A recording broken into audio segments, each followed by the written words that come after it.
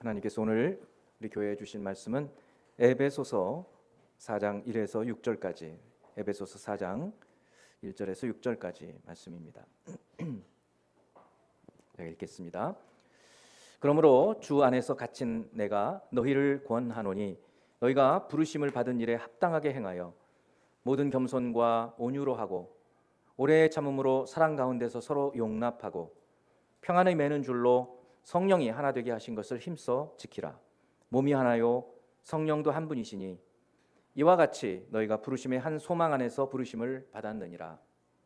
주도 한 분이시요 믿음도 하나요 세례도 하나요 하나님도 한 분이시니 곧 만유의 아버지시라. 만유 위에 계시고 만유를 통일하시고 만유 가운데 계시도다. 아멘. 여러분 축복합니다. 곁에 계신 분들 한번 축복합니다. 여러분 사랑하고 축복합니다. 우리 삶을 돌아보면 참 복잡합니다. 무엇보다 인간관계에서 그렇습니다. 종종 제가 말씀드리는 심리학자 아들러라는 분은 세상의 모든 고민은 인간관계의 문제다. 인간관계가 그렇다. 인간관계 때문에 머리가 아픈 것이다. 그렇게 얘기를 합니다. 가정에서 인간관계, 직장에서, 특히 교회 안에서 사람과의 관계가 쉽지 않습니다. 생각이 다르고 감정도 충돌하고 사소한 일이 큰 일이 되어버립니다. 그래서 어떤 분들은 이렇게 말합니다. 신앙생활은 좋은데 사람들과 부딪히는 게 너무 힘듭니다. 그래서 교회에 나오기를 꺼려하는 분들도 있어요. 우리가 이 성도로 산다는 것, 신앙생활을 한다는 것, 어떻게 해야 하는지 우리에게는 답이 없어요. 근데 답을 성경이 주십니다. 하나님께서 주셔요. 오늘 본문은 그와 같은 복잡한 인간관계, 가정에서, 사회에서, 그리고 특히 이제 교회 공동체 안에서 이런 인간관계를 어떻게 해야 하는지 하나님 말씀이 우리에게 해결책을 주십니다. 한 문장으로 오늘 설교의 제목이 부르심에 합당한 삶이라고 짧게 요약을 해놓아서 그러는데 조금 풀어서 말씀을 드리면 부르심을 받은 일에 합당하게 행하라는 말이에요. 부르심을 받은 일에 합당하게 행하라. 1절에 있거든요.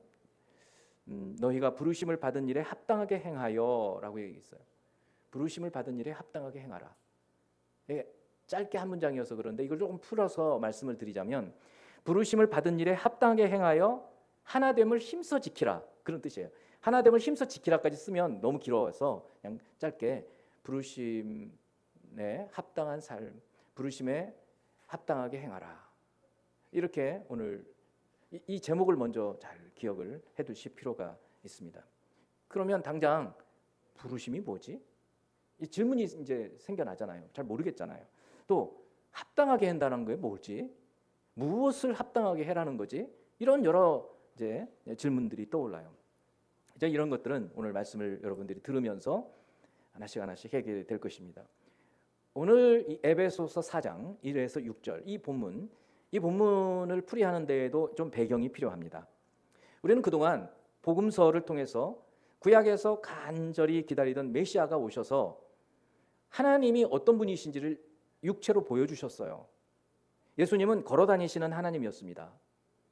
그리고 우리 죄를 담당하시기 위해 하나님이시라는 분이 죽으셨어요. 그런데 그 하나님이시기 때문에 능력으로 부활을 하신 거예요.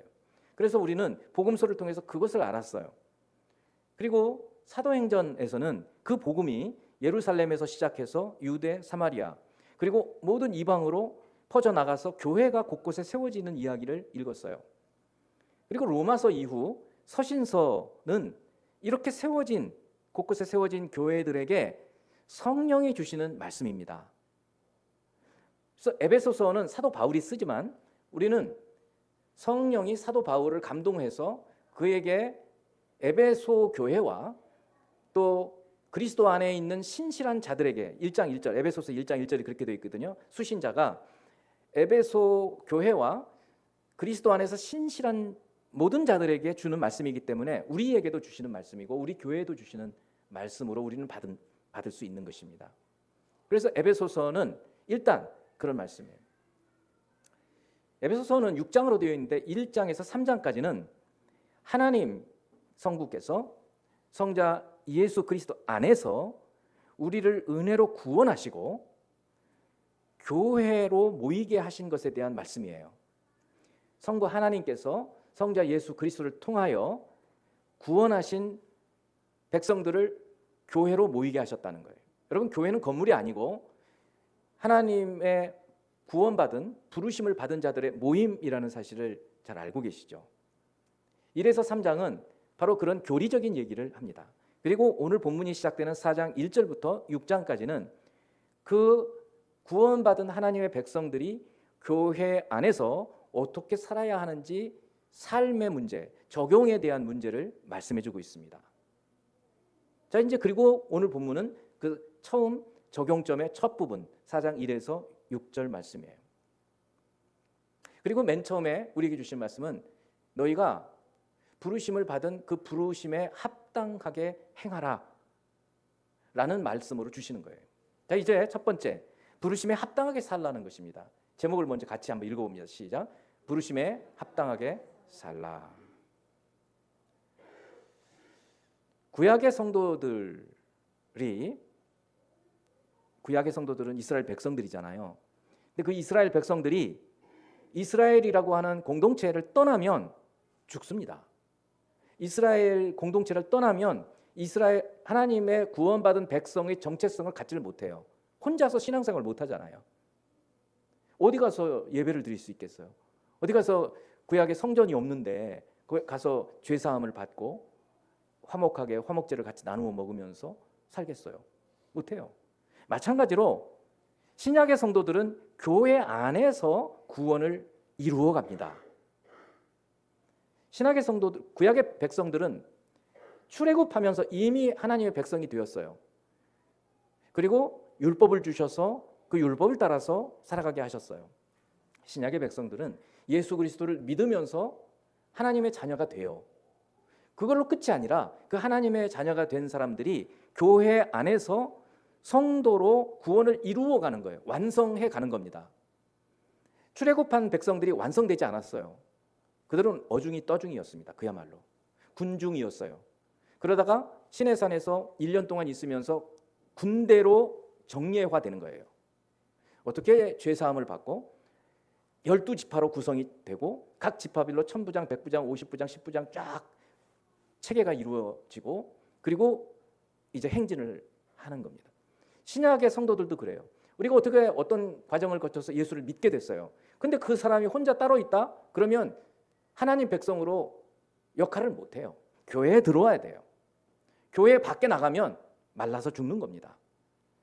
그런 점에서 교회는 엄청나게 중요해요. 우리 교회만 두고 얘기하는 게 아닙니다. 그래서 이제 부르심을 받았다라는 것은 하나님의 자녀로 주님께서 불렀다라는 얘기예요. 수고하고 무거운 짐진 자들아 다 내게로 오라 라고 주님은 우리를 부르십니다. 그러면 이렇게 부름받은 하나님의 백성이 된 우리들이 어떻게 살아야 하는가? 부르심에 합당하게 살라는 거예요. 1절 말씀이에요. 그러므로 주 안에서 갇힌 내가, 지금 사도 바울은 로마의 감옥에 갇혀 있거든요.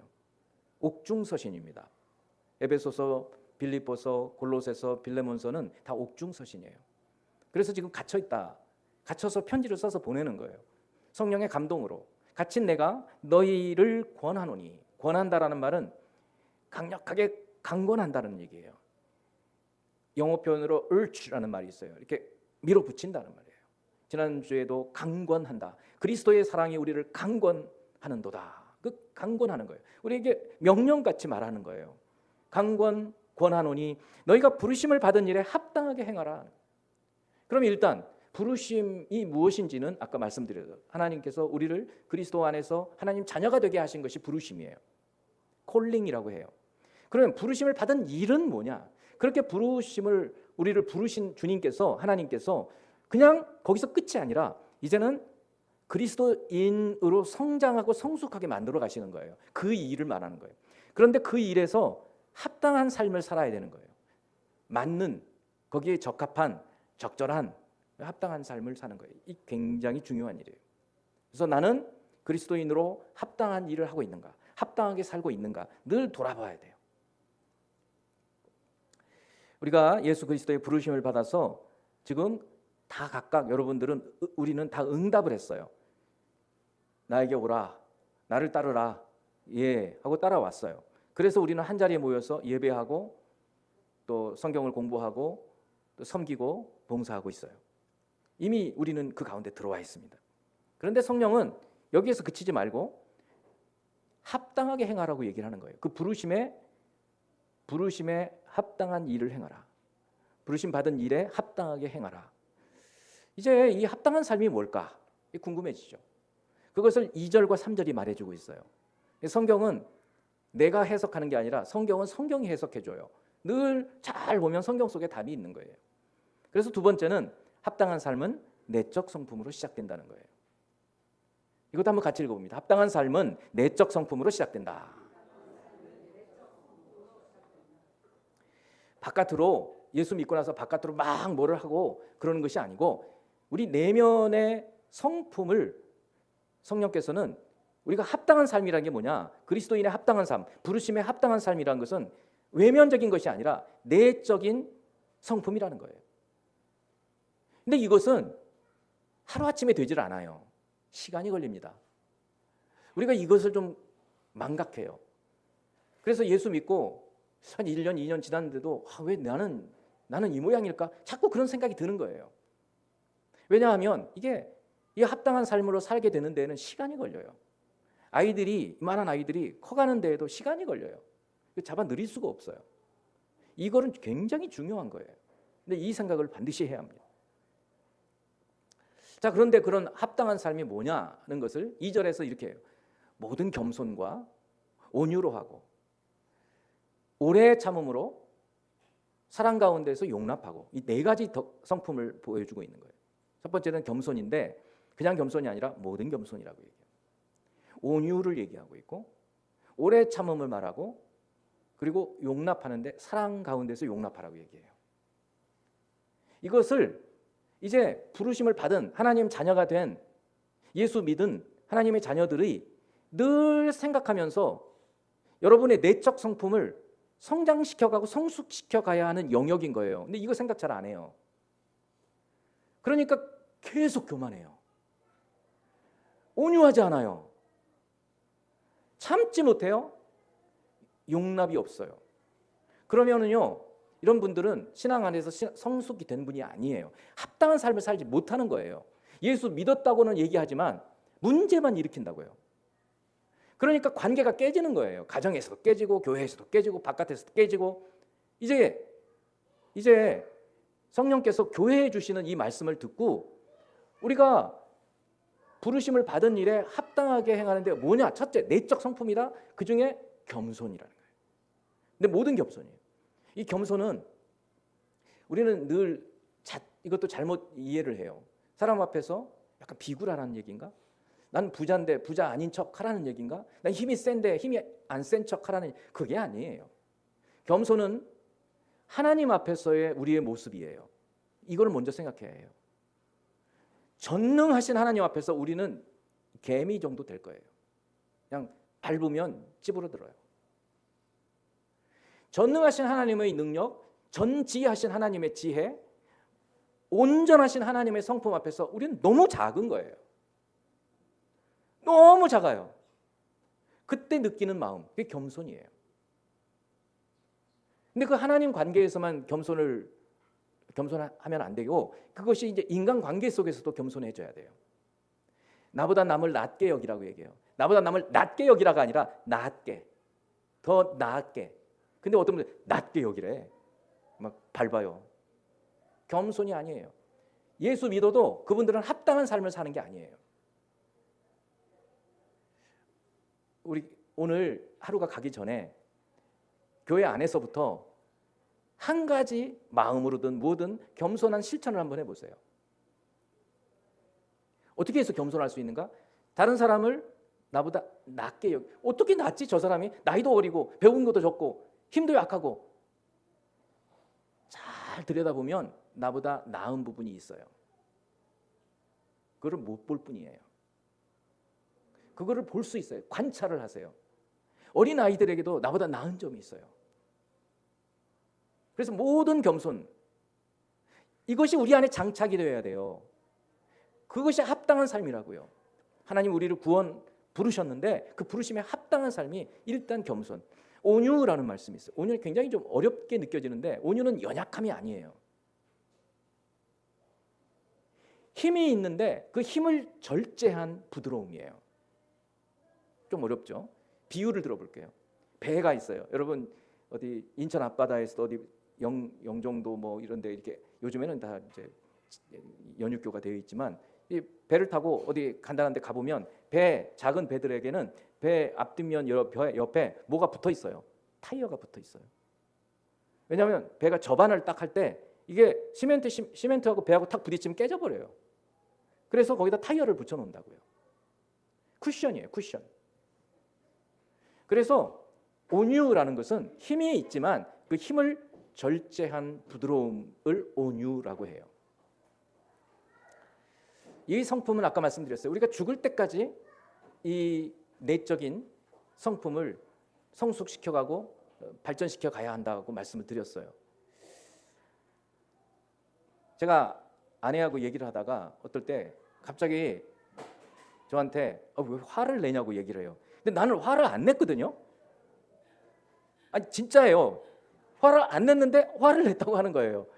아니 지난주에도 운전하고 이렇게 보는데 뭐 화를 냈냐고 그래서 그다음 제 생각을 했어요. 예전에는 나 화 안 냈는데 자꾸 그랬는데 요즘에는 들은 사람이 화 낸 걸로 들으면 화 낸 거죠.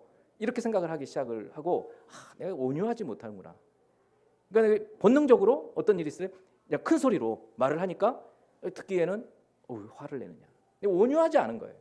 그러니까 힘은 있지만 그 힘을 절제하면서 부드럽게 얘기를 해야 되는데 그걸 못하는 거예요. 내가 온유하지 못하다. 주님이 그러셨어요. 수고하고 무거운 짐진 자들아 다 내게로 오라. 내가 너희를 쉬게 하리라. 그 다음에 뭐라고 그러십니까? 그 다음에 나는 마음이 온유하고 겸손하니 나의 멍에를 메고 내게 배우라. 충격적이죠. 즉 모든 겸손과 온유로 하되 예수님의 성품인 거예요. 이 내적 성품을 장착을 해야 우리가 그리스도의 부르심, 하나님의 그 부르심 안에 합당하게 사는 사람이 되는 거예요. 그러니까 교회로 사람들이 모여서 사는데 겸손하지 않으면요 금방 싸움이 붙어요. 잘난 척하네. 직접은 못해요. 근데 뒤에서 얘기해요. 온유하지 못하면 화가 나죠. 이렇게 되는 거예요. 자, 그리고는 세 번째 오래 참음이라고 얘기하고 있어요. 정말 어렵죠. 오래 참는 게. 참는 것도 없는데 그것도 오래 참으래요. 얼마나 어렵습니까? 여러분 성령의 9가지 열매 아시죠? 사랑, 희락, 화평, 그 다음에 뭡니까? 오래 참음입니다. 자비, 양선, 충성, 온유, 절제. 보니까 여기 이 덕목들이 성령의 열매들이에요. 그러니까 열매는 시간이 걸려요.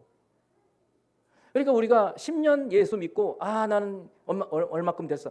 턱도 없는 소리예요. 아직 감이 떫어요. 홍시가 되려면 시간이 더 걸려야 돼요. 벼가 무르익으려면 시간이 걸려야 돼요. 오래 참고 고린도전서 우리 늘 세 번째 주일마다 외우는 테필린 고린도전서 13장 사랑은 오래 참고 온유하며 시기하지 아니하며 자랑하지 아니하며 무례히 행하지 아니하며 그 오래 참는 것이 사랑의 덕목이에요. 이거를 장착하라는 거예요.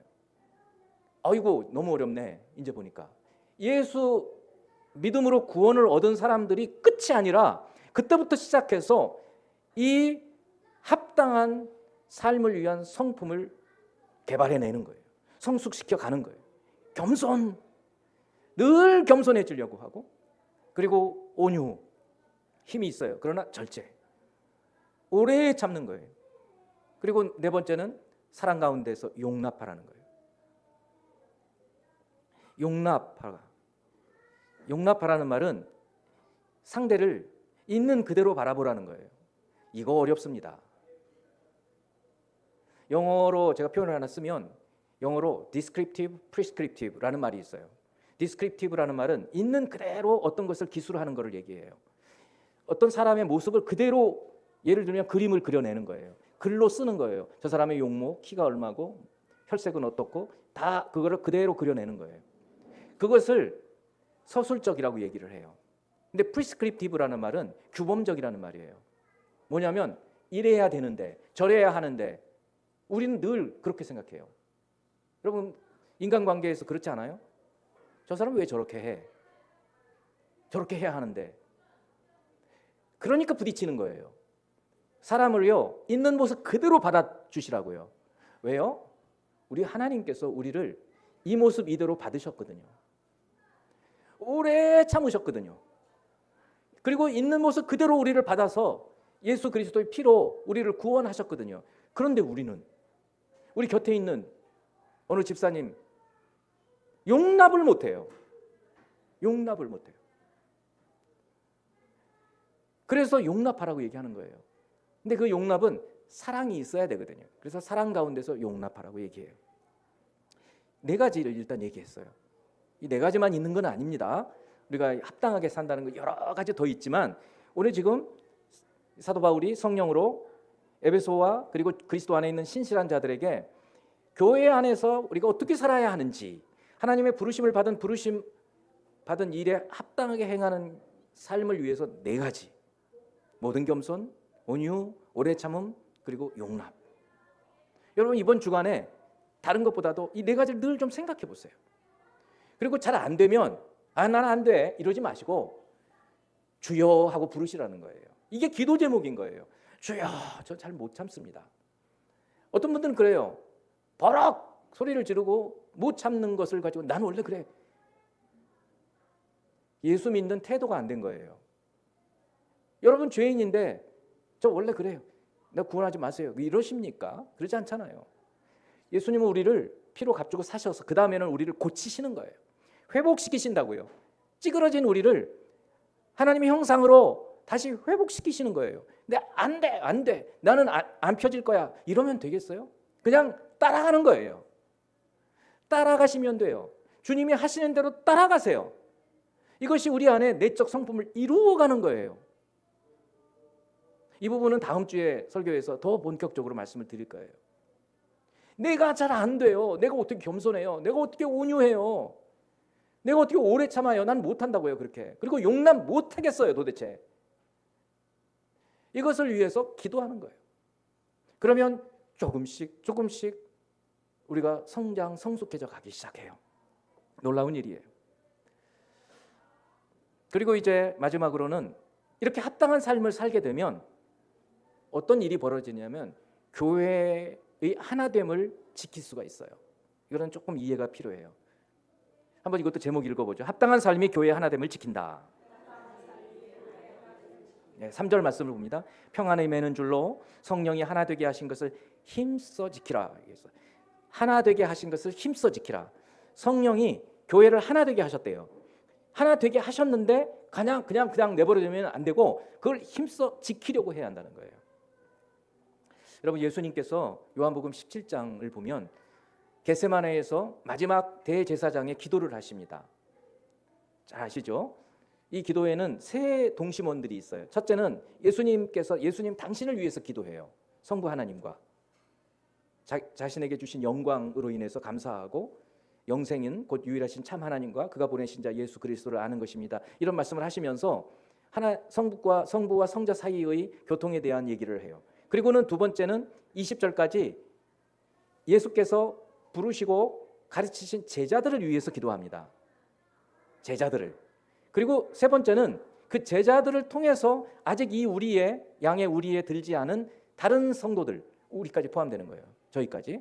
그들을 위해서 기도하는 내용 중에 이제 일부예요. 21, 22절 말씀. 아버지여 기도입니다. 아버지께서 내 안에 내가 아버지 안에 있는 것 같이, 여러분 이 두 구절을 알죠? 아버지께서 내 안에, 내가 아버지 안에 있는 것, 이걸 뭐라 그랬어요? 페리코레시스라는 말, 어려운 말이지만 이 표현을 했잖아요. 상호 내재, 상호 침투. 너희가 내 안에, 내가 너희 안에 있으면 무엇이든지 원하는 대로 구하라. 그리하면 이루리라. 놀라운 신비의 표현이에요. 우리가 하나님과 연합되는 거예요. 세례는 바로 그거라고 그랬어요. 이것을 위해서 작년, 재작년 계속 우리가 기도했었어요.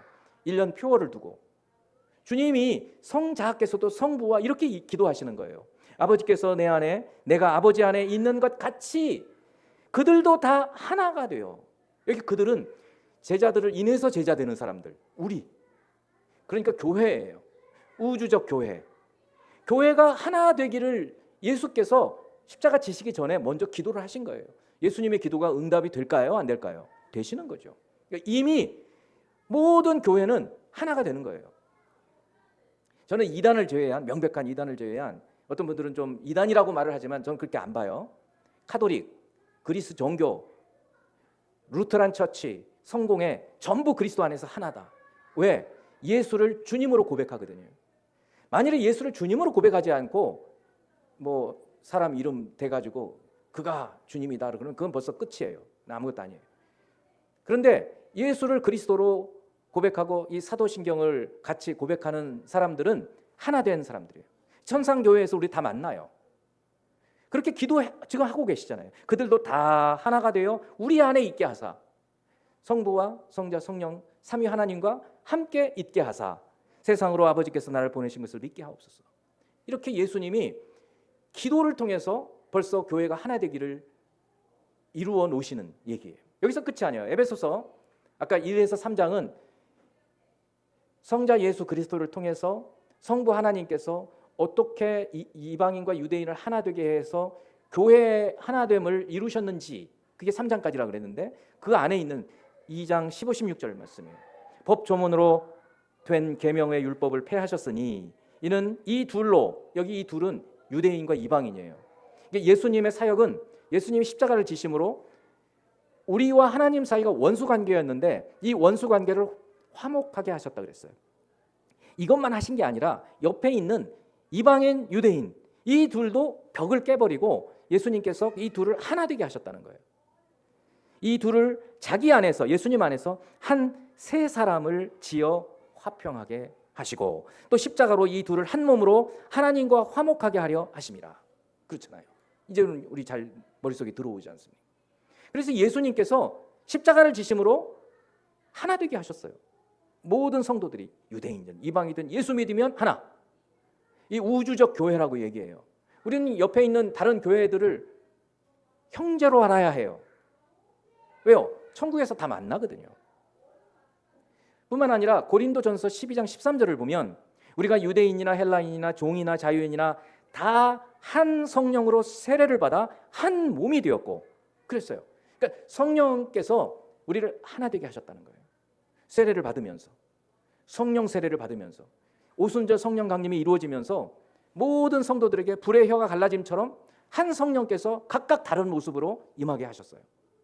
그래서 창세기 11장에 있는 바벨탑 때 언어가 달라지게 하면서 사람들을 흩어버리신 그 하나님께서 이제 오순절 성령 강림이 이루어졌을 때 각각 다른 말을 하던 사람들이 성령이 주시는 말씀으로 하나님을 각각 똑같이 찬양하는 모습을 보여준 것이에요. 이게 성령의 하나됨이에요. 모든 성령, 같은 성령께서 저나 여러분 안에 다 계시단 말이에요. 하나됨이에요. 이게 평안에 매는 줄로 성령의 하나되게 하심을 그 다음에 우리에게 책임을 맡겨주셨어요. 뭐라고요? 힘써 지키라는 거예요. 하나되게 하셨는데 자꾸 마귀가 우리를 갈라놓으니까 이걸 어떻게든 지키라는 거예요. 어떻게 지키냐고요? 합당하게 하면 된다는 거예요. 4가지 성품. 모든 겸손, 온유, 오래 참음, 그리고 사랑으로 용납한 이런 마음을 품고 공동체 생활을 하면 브리치가 잘 안 와요. 그래서 하나됨을 지켜갈 수 있어요. 여러분, 교회의 하나됨을 지키기를 원하십니까? 가정에서도 하나됨을 지켜야 되지 않겠습니까? 우리나라도요, 지금 너무나 갈라져 있는 거예요. 원수같이 싸워들고 있어요. 하나 되어야 해요. 책임이 그리스도인에게 있어요. 교회에게 있다고요. 다른 교회 생각 말고 우리 교회에서부터 이렇게 하자는 거예요.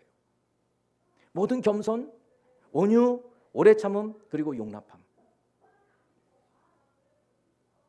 자, 이렇게 얘기를 하시고 4절부터 6절까지는 하나 되어야 하는 것들을 7가지 사례를 통해서 우리에게 말씀하시는 거예요.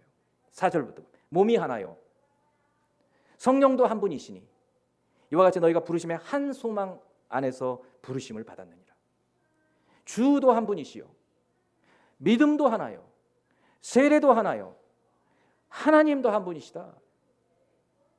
좀 섬찟하지 않으세요? 이 소름이 좀 돋지 않으세요? 7가지, 7번에 걸쳐서 하나됨을 지키기 위해서 얘기를 하시는 거예요. 몸이 하나다. 여러분 몸 2개 아니잖아요. 근데 여기서 우리 몸을 두고 얘기하기도 하지만 중요한 것은 몸인 교회를 두고 얘기하는 거예요. 교회는 하나예요. 아까 계속 말씀드렸어요. 우주적 교회라고 해요. 우리 생명의 교회는 지역 교회라고 해요.